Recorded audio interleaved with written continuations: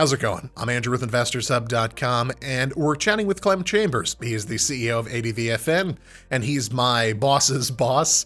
And we're talking about the infrastructure bill, but specifically the bit of cryptocurrency legislation that got tacked on to it. And it's basically just additional scrutiny for cryptocurrency transactions in various different ways.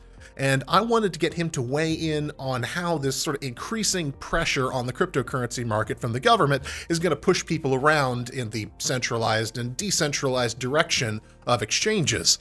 And Clem knows an absolute ton about cryptocurrency. He's the CEO of a cryptocurrency project. And regardless of cryptocurrency, he's one of the smartest people that I've ever met. And I'm not saying that just because he's my boss. He is legitimately one of the smartest people that I've met in my life. And he's definitely worth listening to. So if you like the video, please be sure to like, comment, and subscribe. You can follow us on Twitter at ihub_vision. And let's hear from Clem. Please note that our videos are not designed to be direct investing advice. Our channel and our content should just be one stop on the journey of trying to find out where to put your money. So the infrastructure bill is on its way to get passed. I believe the president still has to sign it. And as a part of the infrastructure bill, it was a big omnibus bill, included lots of things, but it had some cryptocurrency contingencies because that's totally related to infrastructure here in the US.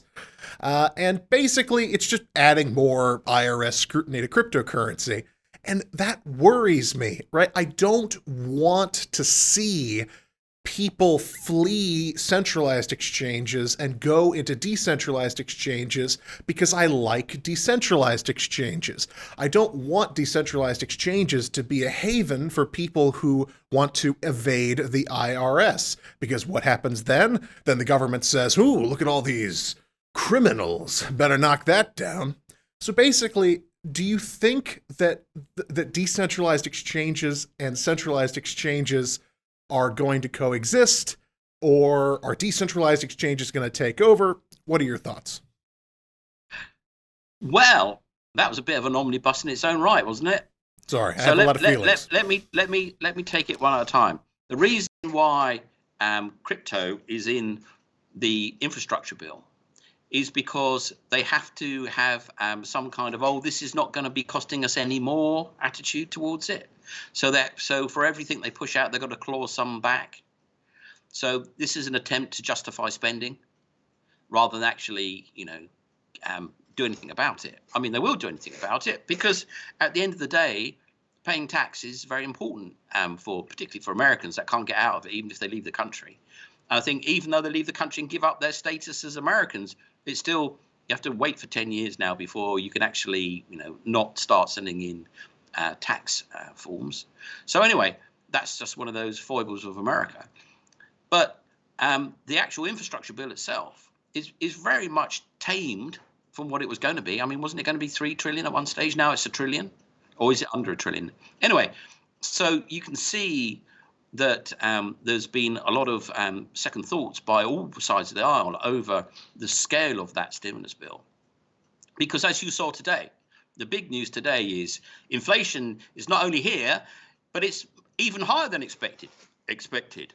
Beyond expectations. Yeah, right. How can anybody not have expectations of high inflation right now? But anyway, apparently it took people by surprise. I can't, what? Who did it take by surprise? So, Mr. Ostrich economist with his head very, very much buried in something, probably not sand. But anyway, there you have it. So as it comes to DEXs and centralized exchanges, well, I think the regulators are trying to get rid of both of them, or would like to get rid of both of them, won't be able to get rid of either of them, and will have to regulate them accordingly. I mean, when you think of the cost of the infrastructure of, someone like the Intercontinental Exchange, i.e. NYSE, or the NASDAQ, it's huge infrastructure to do what they do. And there are people in their bedrooms doing exactly the same thing without that huge overhead and overburden of regulation. So it's going to be interesting to see what happens, because ultimately things that get taken up within our society get taken up because they are cheaper than the previous thing. And people don't take them up for any other reason apart from the fact they're better for the same price or cheaper for the same return. So it's driven by cost. And of course, the cost of those legacy exchanges is vast. And the cost of running a modern crypto exchange, which could have just as well have Tesla on it, and in fact, a couple of them do, in a sense, have Tesla on it, is so much less.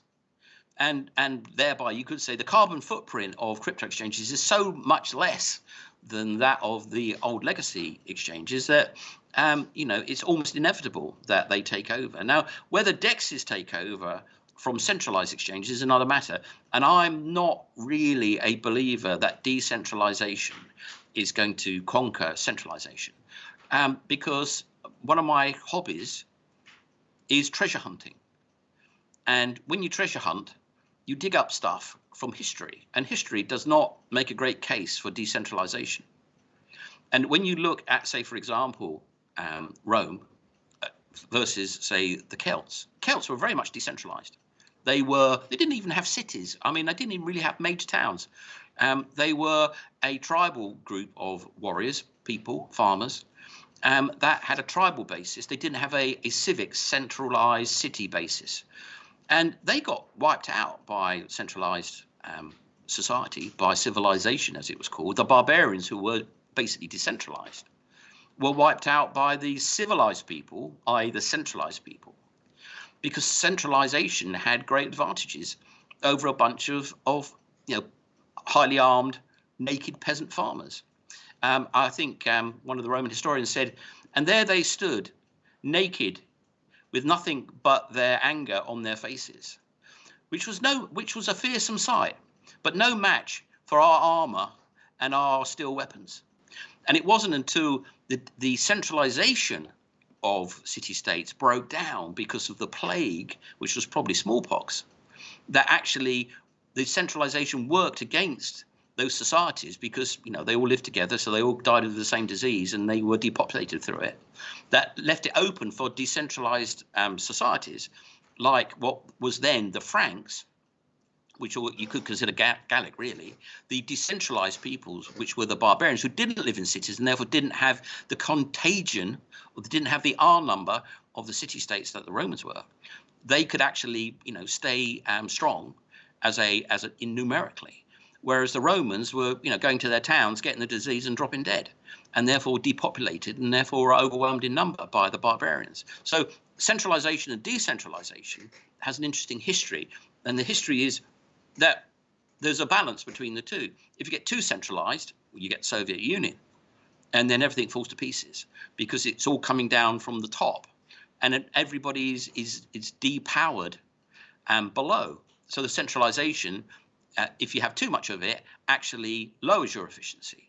Whereas if you go into decentralization and you atomize people, you have small tribes that are absolutely no match for anybody that's at all centralized. So where does that fit with crypto?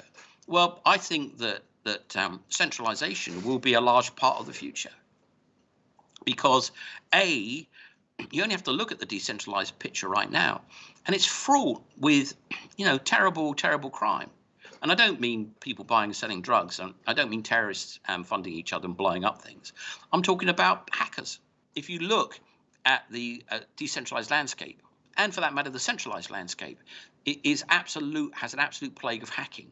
But decentralization, it really does highlight the problems of security with decentralization, because ultimately, as the people that particularly fond of it say, code is law. But then when somebody's written bad code and you get robbed, you want someone to help you, don't you? You don't go, oh well, code was law, and I couldn't read the code. I took it on faith that it was okay, and now all my money's gone. Oh, that's okay then. You go, no, call the FBI. And of course, they could quite sharply say, well, you decentralized people, you decentralized fixes then. Go on then. Yeah. To regulate things, you need to have a centralized principle. But it's a dynamic. It's a dialogue, a political dialogue that's been going on forever and ever. And the important takeaway for me is that why crypto is such an exciting area is that it's computing plus politics. That's what crypto is. computing plus politics. Well, you can get computing plus communications and get the internet. That's great. You can get computing plus tools and you get Excel and Word and all that wonderful stuff. But the moment you plug in the big game, which is politics, you've got something with absolutely astronomical potential, because ultimately the big game is politics. There's only been one politician that's ever come out of business and succeeded, and we all know who that is. Mainly, big business people who are oh so good in corporations get absolutely chewed up in politics. Yeah, because politics is the big game. That is the game. They make the rules, which we all play by. And when you plug computing into politics, well, I'm not going to see the full implications of that because I'm not, 10 years old. But that is a massive wealth generator, because politics, if you think about it, is based on early industrial technology. And what early technology is that? Well, mainly modern politics is based around the train system, the locomotive, because it enabled people to get to a central location in a few days rather than a few weeks. Well, we're in a new world now. You don't really need to come to a central place, as we've all found out with our marvelous Zooms and with the COVID pandemic. A lot of politics and a lot of government and a lot of work has actually started to be based on modern technology, i.e. computing and communications. Well, if you then add in crypto into that, and I mean blockchain more than crypto, crypto's just the money of that system, then you get another step change, another set of leverage. Because if you imagine that all this new technology comes in to governance and it makes government more efficient, say in I don't know, somewhere out there, Tonga goes full on crypto and full on technology and gets an amazing advantage for their government. Well, they're ultimately going to roll over everybody, aren't they? Because the government is the ultimate asset of a country. And if it's got a more efficient, more powerful, more sensible, more basically efficiency will do, right? A more functional government. And when you look around governments in your country and also in other countries, not very functional these days, are they? If you could come up with a system of more highly functional government, that country is going to flourish. And if it's a big country, it's going to dominate. So that is what crypto brings to the table, in addition to all this marvelous, private sector stuff. And that is what's going to make it unstoppable, because I keep saying over and over again, governments and economies that turn away from crypto will become backwaters. And governments and economies that embrace blockchain and crypto will become, will flourish. And societies over time have waxed and waned on the basis of them embracing the technology of the time. Some people used to say the Roman Empire fell because they refused to make machines because they had slaves. Well, there you go. That didn't work out well for them, did it? Didn't work out well for the French not to get highly industrialized as soon as Britain came up with it. Didn't work out well for the Venetians when they didn't take up sails and they preferred to row around the Mediterranean. That didn't work out well for them either. Didn't work out well for lots of folk that said, oh, this new stuff, no.